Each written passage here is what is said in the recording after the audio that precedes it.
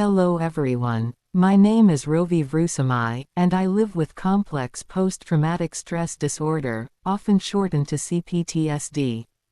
CPTSD develops after long-term or repeated exposure to overwhelming stress, things like chronic abuse, captivity, or environments where escape wasn't possible. It affects the nervous system, the stress response, and the way the body remembers danger. I want to start with something personal, because this documentary isn't about pointing fingers, it's about clarity. There are moments when my body reacts before my mind does. I may walk down a hallway, see a familiar jersey, and instantly turn around and go back inside my apartment. My mind says, relax, that's not them. But my body says, danger. Danger. Danger. That's not crazy. That's not mentally ill. That's trauma memory, the same way immune cells remember viruses. The body stores what hurt it, and it tries to protect me. And yet, in everyday life, people often mislabel reactions like this. They say, mentally ill, when they mean traumatized. They say, crazy, when they mean overwhelmed. They say, unstable, when they mean autistic, ADHD, shy, nervous, triggered, or simply human. This documentary is about distinguishing those things, not diminishing real mental health conditions, not denying real racism, not pretending real pathology doesn't exist. It's about separating trauma, neurodiversity, personality, communication differences, and actual dangerous behavior, because society often lumps them together into one harmful box. And when everything is thrown into one box, innocent people get mislabeled, misunderstood, and mistreated. Today, we're going to unpack that box, carefully, factually, and compassionately. Number 1. The problem. The collapse of all labels into crazy.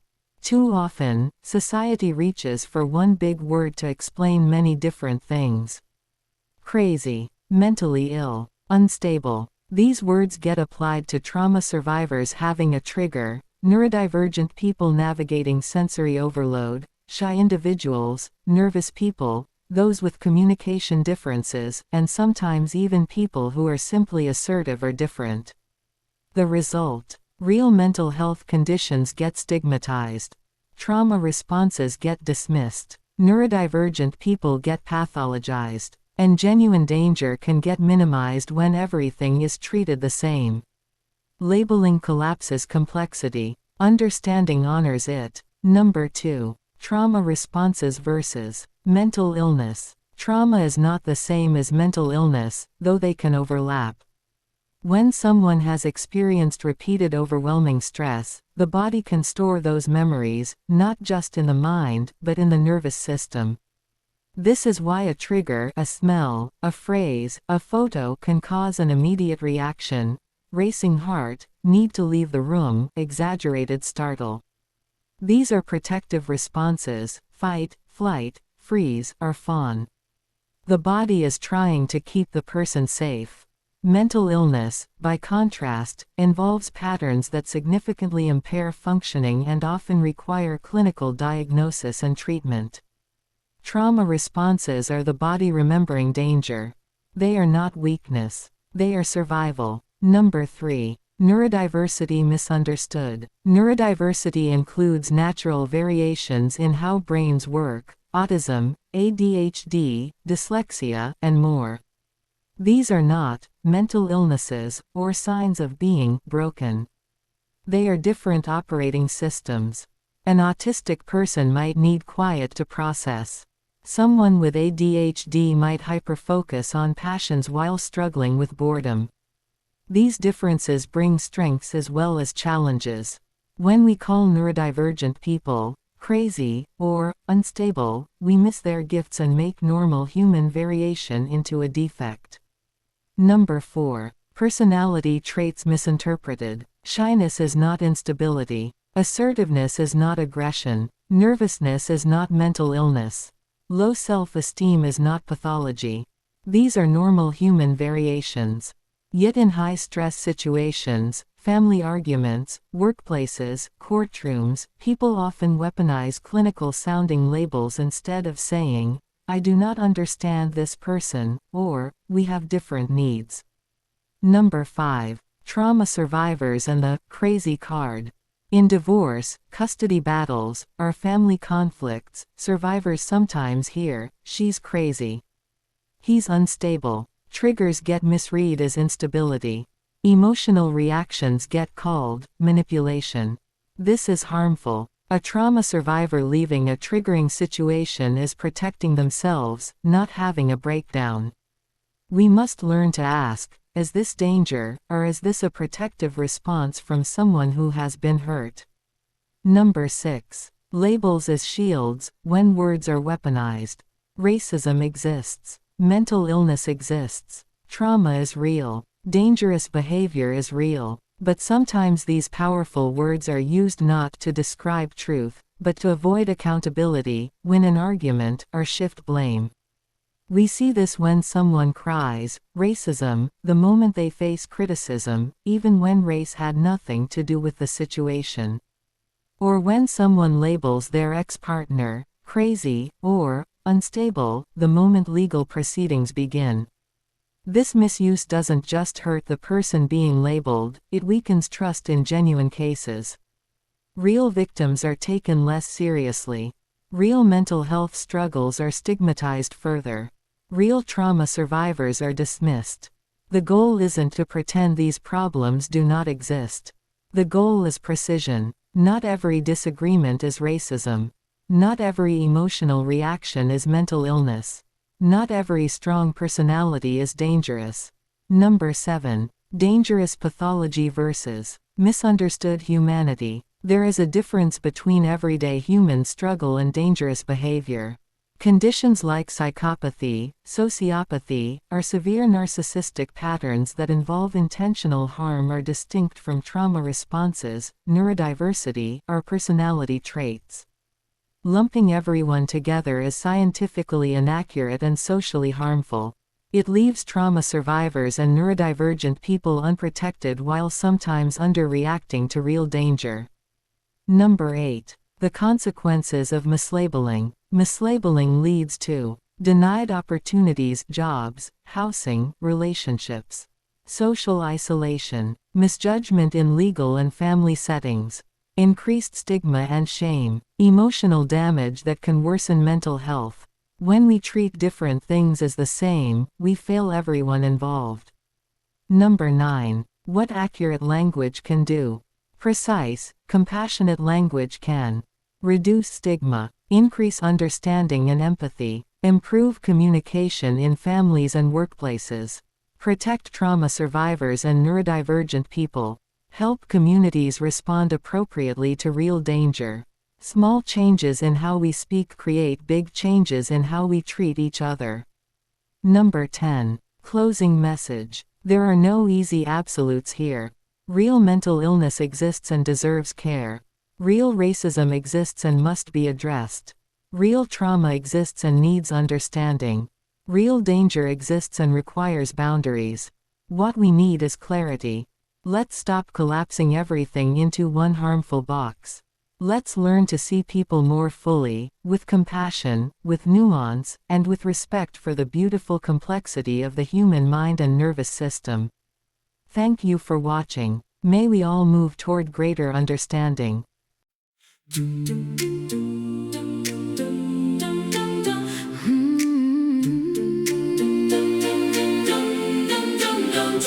Trauma memory. You see my body flinch and call it crazy in your mind. You watch me leave the room when certain words unwind. You do not hear the nervous system shouting danger in my chest. You only see a person you decide is too much or too stressed. This is trauma memory, the body keeping score, not mental illness, not unstable. This is what survival is for. I am not your label, I am not your fear. I am not the box you built to keep me here. I am surviving, I am healing, I am more than what you see. I am not neurodivergent and personality. You call the autistic strange, the ADHD too wild. You call the quiet one unstable, the assertive one defiled. Shy becomes broken, nervous becomes ill. You turn natural differences into something to dismiss or still. We are not one diagnosis, we are not one lump sum. We are different minds and bodies, and every one of us is human. I am not your label, I am not your fear. I am not the box you built to keep me here. I am surviving, I am healing, I am more than what you see. I am not your label, set me free. The crazy card and race car, you pull the crazy card the moment papers reach the court. You pull the race card when accountability is sought. Both exist, both are real, but when they're used as shields, they wound the very people those words were meant to heal. Trauma is not drama, racism is not every slight. Precision matters, confusion never leads us right. Dangerous versus misunderstood. There is real danger, psychopathy that seeks control. There is real violence that fractures heart and soul. But lumping trauma survivors with those who mean us harm is careless, it is damaging, it sets off every alarm. We must learn the difference, we must draw the lines with care. Compassion for the wounded, boundaries for the ones who tear. No more collapsing everything we fail to understand into one convenient word, one easy reprimand. No more punishing the triggered, the different or the shy. No more silencing the voices brave enough to ask why. I am not your label, I am not your fear. I am not the story you invent to make me disappear. I am trauma memory, I am wired differently. I am neurodivergent strength, I am healing, I am free. I am more than what you see. I am not your label. Beyond the label, I am still here. I am still worthy. I am not your label. Grounding to everyone who survived, to everyone listening, to everyone who has ever been mislabeled, misunderstood, or pushed aside. Take a moment, breathe, you are here. You made it to this moment that is not small, that is strength. Your body has carried memories that were too heavy for words. Your nervous system has protected you in ways people never saw. Your reactions were not failures, they were signals, they were survival. They were your body saying, I remember what happened, and I will keep you safe. You are not broken. You are not unstable. You are not the name someone threw at you in anger, fear, or ignorance. You are a human being whose body learned to defend itself, and that is nothing to be ashamed of. If you have ever left a room because your heart raced too fast, if you have ever flinched at a sound you could not explain, if you have ever felt your breath shorten without warning, you are not alone. Your body was responding to something it remembered, and you survived it. If you are neurodivergent, if your mind works in patterns others do not understand, if you speak, move, feel, or process differently, your difference is not disorder. Your difference is not danger. Your difference is not a label. It is simply the way your brain was built, with its own rhythm, its own beauty, its own truth.